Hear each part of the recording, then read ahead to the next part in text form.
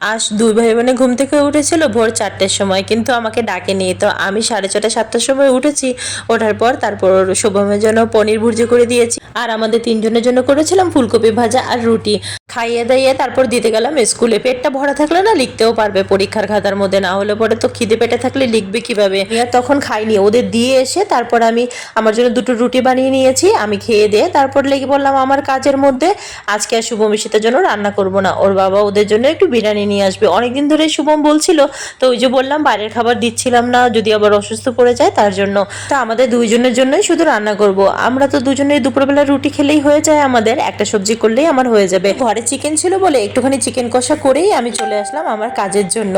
ঘরটা ঝাড়ু পোছা করে সোফার কভারটাও চেঞ্জ করে নিয়েছি। পরে ওদের ঘরে নিয়ে এসে খেতে দিয়ে তারপর ওরা একটু পড়তে বসলো। আর সন্ধ্যা হতে হতেই না একটু খিদে খিদে পেয়ে যায়, তো ভাবলাম একটু ব্রেড পকোড়া করে দিচ্ছি। চলো আজকে টাটা, ভালো লাগলে সাবস্ক্রাইব করে দিই।